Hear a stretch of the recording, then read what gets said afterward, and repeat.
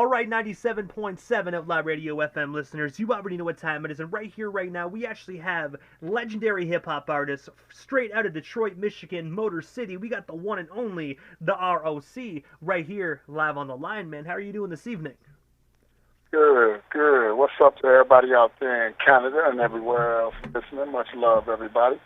I gotta say, much love to you as well, man, and thank you so much for just giving us a bit of your time here this evening. I have to ask quickly, how's everything out there in Detroit? Down here in Canada, we're actually opening back up. The mask just came off. I hope it's the same thing for you guys out there in Michigan.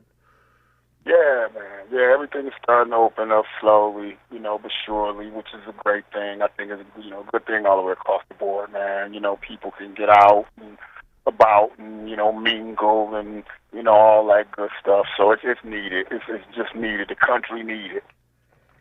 But also as well, man, I want to take you back to the beginning of your iconic career this far, and I have to ask, what originally made you decide to get into the music industry initially? I would have to say, man, just music in general, because I'm an old head. I'm what they call an old head. I'll be 50 years old this year. So for me, back when I got interested, it really wasn't no rap music. What got me interested is listening to, a lot of the Motown flavor and things like that, like Michael Jackson, Jackson 5, and a lot of the, different, Parliament, George Clinton, all that type stuff. So that kind of got me interested in, wanting to kind of get into the music thing, listening to what Quincy Jones created and stuff like that. And how do they do that? I want to know how they do that. That's what I want to do. So that kind of kicked it off, man. Titled "Rolling with Strength." From what you can recall, because I do know 1992 is a far ways back in history. Can you tell us a bit more actually about this particular project, and of course, what actually made yourself and Big Father come together to actually put this amazing project together? Well, it was actually, we were recording. I would say we were kind of dabbling around back in, I would say about '88. We were actually dabbling, me and him, doing a little bit of this, doing a little of that, before anybody else really jumped into kind of doing the whole rap music thing from our area, the people from our area. And when I say people from our area, I mean guys like me and my cousin, Big Father High Top, Evil, EVOL is his name now. But we were in the studio. Like my engineer way back in '88, '89 was Mike Clark. Before Mike Clark was part of ICP, before there was an ICP, Mike Clark was my engineer. That's who engineered the Rolling with Strength, cassette and things like that. It was actually Mike Clark. And Esham actually gave us a beat on that Rolling with Strength EP that me and my cousin did too. So we were kind of, in the whole music thing and kind of just, we should do something. We should do something. And it just kind of, grew from there to us actually going to the studio, actually, saving up money, getting in the studio and actually recording it, man. And it just, it actually came to be. So we was kind of the first one in our hood, with a cassette tape, this is, we, in our little spot, we was the first ones. And then it just kind of, went from there, man. It's a beautiful thing, man. It was, you look back, and it is a long time ago, but it was just that seed that kind of sparked, a lot of other things for a lot of other guys in our hood, so. And I gotta say as well, it's music like that, in my personal opinion, that's absolutely timeless, man. You can put in that tape, here in 2022, and it would still feel new, you know what I mean? You can't go wrong with that boom bap hip-hop sound, man. I still love that song, He'll Make You Dance, man. I think it was track 2 or 3 on that project, if I'm not mistaken. I think it was one of those, 2 or 3. Appreciate it, yeah, appreciate it, yes. And again, it's just one of those things that's trapped in that time frame. It was great for that time frame, man. And like I said, it was kind of us experimenting, and it just kind of went to this and that, and then it just kind of sparked other guys, and then other guys just kind of got off and started doing their thing too, And also as well, you were actually a founding member of the iconic hip hop group House of Krazees, man. I was wondering, what is the origin story behind this group, and of course, how did yourself and the rest of the members originally get connected?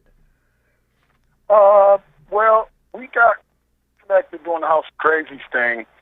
Uh, Me and the guys from Twisted, we were already friends well before that. Like, we were little kids, and we were already friends. So, but they weren't into really the rap thing. Anything. They weren't into doing any music at that time. We were kids, but I was. Me and my cousin. So eventually, like I said, what me and my cousin were doing, it kind of sparked everybody else. So those two, meaning Twisted, Madrox, Monoxide, actually got together, and they were going to start a group together. Those two. So it got to the point. Okay, well, who's going to do some beats? Okay, well, we'll get Brian, R.O.C. We'll get him to do some tracks, and I said, well, we could do one better. I'll just be in the group with you guys. It'll be the three of us. Boom. That's how Krazees was born. And then next thing you know, 3, 4, CDs later, that was it. It was just the three of us. So that's kind of how that whole thing came together. But we were, we were homies well before that. Well before that musical venture took place. In '93, actually, is when the first Home Sweet Home came out. '93. So. And also as well, you guys were actually signed to Psychopathic Records as well. I was wondering, how did the House of Krazees originally receive that record deal? And of course, what was it like just working at that imprint at such an early age within your guys' careers? Well, we actually were not signed to Psychopathic Records. We weren't signed. We were just, we were actually, at that time, hoping to be signed with Psychopathic Records, going out on one of their, it was actually ICP's ever first big tour that we went out on with them. And we were hoping to get signed. That didn't happen. Everything went haywire, went awry, boom, me and Twisted split, this. But we, like I said, it was awesome when we linked up with Psychopathic Records, to jump on that tour, because that was our first time ever getting to travel, the country and, touch down in different spots, kind of show our skills and talents and everything to the world. But it was awesome. It was awesome. And when you say you had the opportunity to tour and touch down in different spots, was it just strictly United States of America, or did you actually get the opportunity to visit other countries and kind of explore other demographics?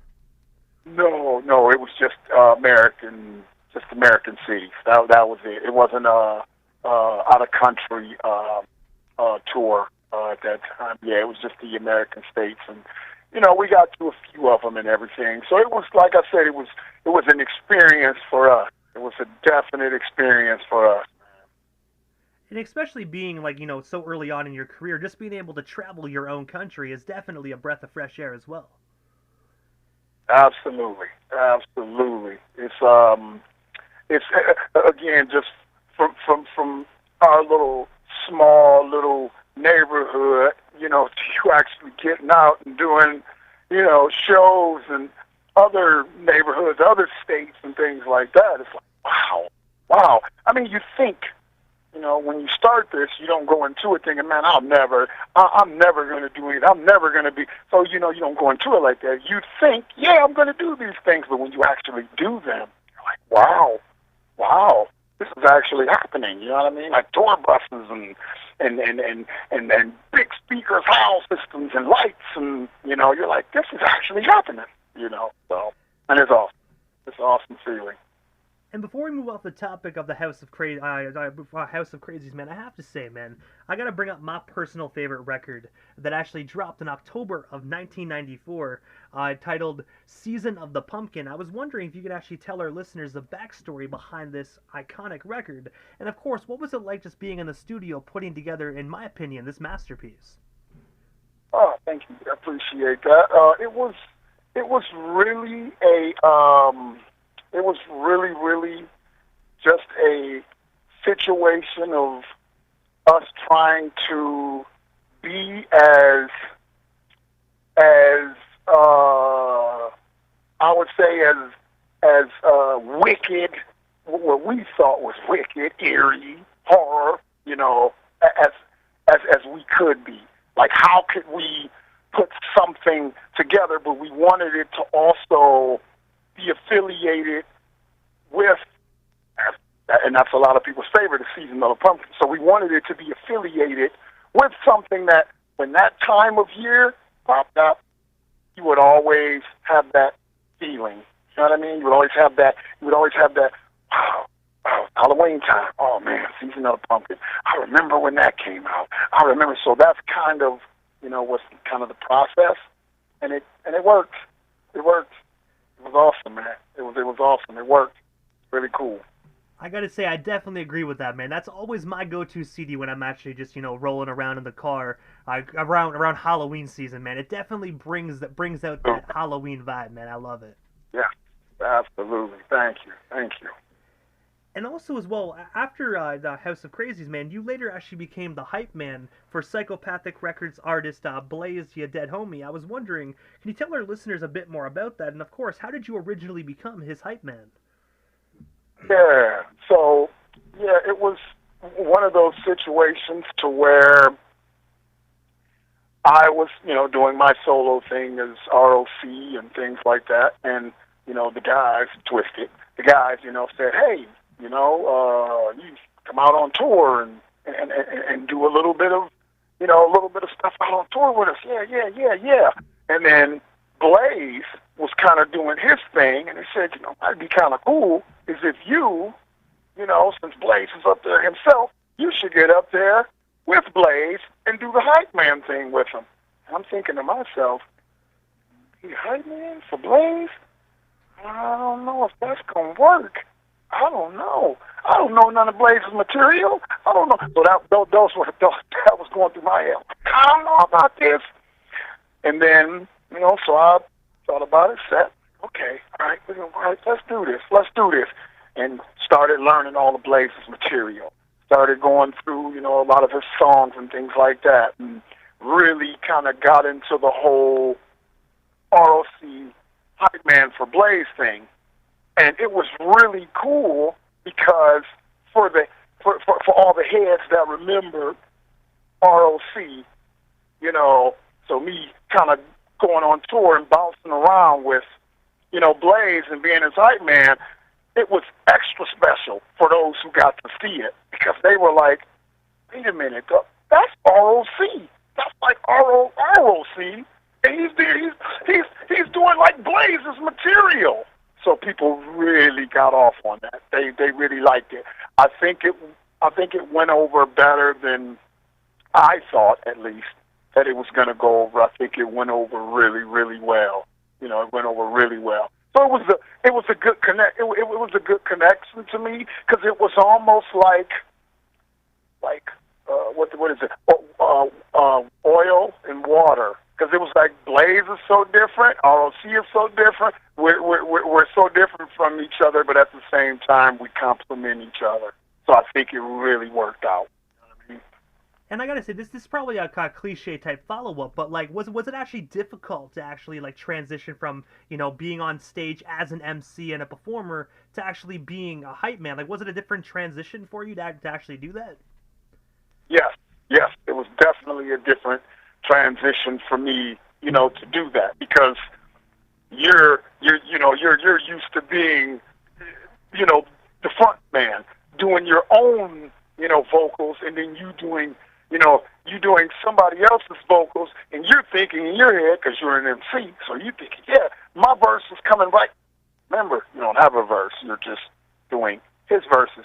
So you're doing the hype man thing. So again, for me, I didn't know how this was going to go over. I'm like, I don't know about this. But like I said, for me, from my standpoint, I think it went over great. I think it went over really good because, again, it's almost like you having, you get kind of the best of both of those worlds. Even though, you don't get no R.O.C. verses and R.O.C., but you still get that R.O.C. flavor spicing up Blaze's spiced up vocals. Spicing up Blaze's hype shit, and I'm making it even more hype. You know what I mean? So it was kind of like that, and that's what it kind of did. It kind of pushed it like that, to where people were like, "Whoa, this is crazy! Like this is actually R.O.C. up here with Blaze, and we get a little bit of both." So people really kind of got into it and really dug it, and like I said, it went over real good. It went over good. And also, as well, I actually read that in the year 2009, you actually announced your retirement from music, but came back a few years later in 2012, where you actually reappeared on Prozac's EP Nocturnal. I was wondering, what originally made you decide to retire and then, of course, come back to hip hop a few years after? Me retiring, my whole life was such a mess at that time, and the last thing on my brain to focus on was music. I was done. Like I'm not doing this no more. I'm done with music, you know. I remember being out on tour actually with Dark Lotus. I was out on tour, and I remember sitting on a tour bus, and I was sitting with me. I was on a bus. It was me, Violent J, and Austin Dre. It was the three of us just sitting on the bus, kicking it, talking and everything. And I remember saying, man, I was thinking everything at home was falling apart, and I'm out here sitting on the bus. Forgot where I was. And I remember, and I'm just like, it's falling apart at home, and I'm sitting out here on the bus. This is crazy. So my at-home life, because it had to do with my then wife, and then my kids, and things like that. So that was my importance. My importance were my children. So the decision was hard. It was not easy. But at the same time, the decision was more easier for me. My kids had to come first before anything else. So that's kind of, my decision. It was just like, I'm done. I'm done. I got to focus. I got to go home. I got to get myself together. I got to do things at home. And then maybe one day, man, if that spark, boom, and I might get back into music. Not that it ever leaves. It's always there. Like people say, man, you do this for the money. Trust me, there ain't really no money in this. Like, it's not, man. For me, it ain't. I can't say for everybody else. A lot of other guys, they do. They make great money, really, really good money. Some guys make okay money. I don't really make much money at this. I do it for the love. I love to do music, production, writing, and now I'm getting more into the engineering side. So for me, back then, I just didn't have that fire. That fire was doused for me because I have so many other things going on in my life. But I knew. I kind of knew. Eventually, it'll get to that point to where, I want to jump back in, and get into it. So. And also as well, in the year 2012, you were actually featured on Cold 187's album titled "The Only Solution" on the song "Offer He Can't Refuse." Can you tell our listeners a story behind that recording session? And of course, what was it like just working with Cold 187 in the Psychopathic Studios? Cold, man. He's that guy, man. It was. It's an honor to even be in that same mention with Cole. I remember we were doing, had a real good time when we did the Psychopathic Records video shoot, when we did the track, the FBI stuff and all of that. It was dope, doing that, and Cole being there and stuff like that. Just a good dude, man. It was just a great experience, man. Great experience, and that's like one of those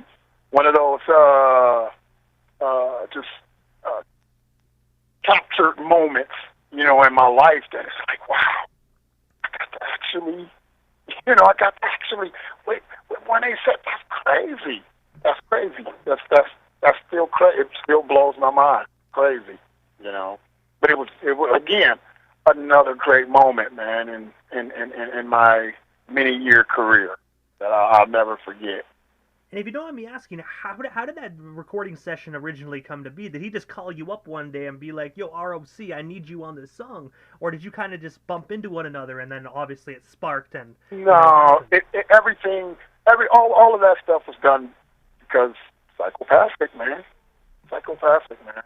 It's just psychopathic. You just happen to be in the right place at the right time. That's all. That's all. It was no, yeah, and then I called and we called, and it's just you just happen to be in the right place at the right time, and things just kind of happen. And I gotta say, you guys definitely had such phenomenal chemistry on that song, man. I really do hope in the future yourself and Cold actually could get back together and do some more music, man. I love that West Coast and that East Coast sound together, man. It just gave me chills. Thank you, bro. Thank you. But also as well, man, April 26th of 2021, you actually released the phenomenal 14-track album titled Exposed. I was wondering if you can actually tell our listeners a bit more about this newer released record. And of course, do you actually have any hard copies available to be purchased today? Exposed, actually. Now, you do know Exposed is not new. Did you know that? I'm going to be honest with you, I actually did not, but I do know you have such an extensive database of material. Yep.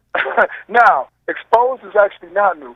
Exposed is actually my first ever solo album. And it came out in 1996, actually. That was my first ever solo record, Exposed. But what I did is it just got whatevered and cleaned up and then put back out. And so that's what that is. It's just something that I had.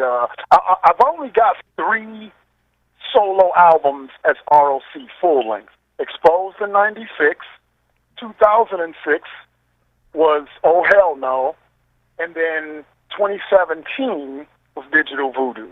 So those are really 3 solo albums. I have a lot of EPs and stuff like that came out in between, a lot of that stuff too. But those are my only 3 full length albums that I've ever had. But Exposed was, back in 96, I actually put that out, and redid it. And yes, there are hard copies available. If you go to twistedshop.com, twistedshop.com. So there are some, hard copies available, actually of all my albums. But yeah, man, that album, wow. Yeah, that's another old school gem of mine, man. And it was just perfect for the time. It was perfect for the time, man. Perfect for the time. Would I change things on it? Yeah, there's a bunch of stuff I would change because I'm an artist. I'm very. I always tell people, man, I got the best. I got some of the best music in the world that you haven't heard yet. Because as an artist, you're always chasing. You're always chasing, the next best sound or what's the next best thing. Your best stuff is always the stuff you haven't released yet. But Exposed, yeah, man, that was, like I said, one of my old school gems. There's a House of Krazees track on there. Actually, Jamie Madrox from Twisted, he's the one who put the cover together for me and everything. So, yeah, man, that record was definitely special to me, that album, man. Really, really, really cool album. And also as well, immediately following this interview, I'm actually going to be playing a song that you actually released recently titled Drink Responsibly. I was wondering, for the listeners that haven't had the opportunity to actually hear this song, what can they expect from it when I play it here live on the FM dial momentarily? Man, that track is definitely something different for me. As one thing as an artist, I always like to try and push myself to do different things. Like I don't like to pigeonhole myself. I'm a firm believer in life is it's a roller coaster. Everything's up. You'll never always feel the exact same way. So I try to convey that in my music. And with Drink Responsibly, produced by Godsense, it's just one of those tracks to where when I first heard it, it hit me. I knew exactly what it should be. Like I pictured myself partying. It's a party song. It's just a party song, and it's called "Drink Responsibly." Getting messed up and things like that. And even like the third verse of the track even mentions something about somebody being sober and me saying congrats to that person being sober and saying that just because whatever you drink, drink it. It doesn't make it be Sprite, Mountain Dew, water, beer, liquor, whatever it is. Just do it, have fun with it, and be responsible. So that's kind of how that whole song came about for me. But I have to ask, what is next for yourself, R.O.C? Is there anything we happen to miss during this interview? Anything else you do still wish to talk about or promote? What we still got you here live on the Canadian FM dial this evening? Yes, man. We are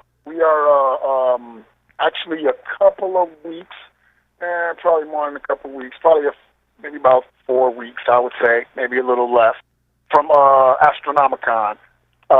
It's something that Magic Ninja Entertainment puts on. It is the one of the best, man, pop culture conventions, man. We have like all kinds of like actors and wrestlers, and then we also, me and the guys, Twisted and Blaze and a lot of other guys, we perform. We do a concert for like the VIPs and stuff like that, and it's like really, really, really, really dope. It's called Astronomicon. You can get tickets at astronomicon.com. People definitely come see us there. You'll have a blast. They do cosplay. They do all kinds of awesome things. Also, we are currently working on some Zodiac imprint, me and Blaze. We are currently working on a little bit of that. So, we'll have some new flavor coming out hopefully sooner than later. And, I'm still kind of working on solo stuff and different things like that. So. But also, R.O.C, this is the time in the interview quickly, right before I wrap things up, that I give a chance for the individual that does slide into the radio station airwaves, just a chance to give, shout-outs to whomever they want to give shout-outs to, but most of all, your social media handles. That way our listeners can follow you and stay updated on everything the R.O.C, if they're not already doing so. Yes. So make sure, y'all can find me at really all my, everything is I am the R.O.C. IAMTHEROC. That's my Instagram, Twitter, things like that. My Facebook actually is the R.O.C. official. Usually you could type in I am the R.O.C. and all my socials will pop up for you. So everybody, hop on, give me a follow, say hey, don't be, afraid to say hi and everything. And yeah, man. Yeah, that's really about it. And I appreciate you guys, man. I gotta say, I definitely appreciate you as well, and thank you so much for your time this evening and sliding into the 97.7 FM airways, man. It definitely was an honor and most definitely a privilege to be able to interview the Detroit hip-hop legend R.O.C. this evening. Thank you, brother. Appreciate it. Hey, I appreciate you as well, man. Definitely have yourself a wonderful night, and hopefully down the line we can make this happen again sometime soon. But for now, thank you so much, and definitely enjoy your weekend. You too, brother. Peace.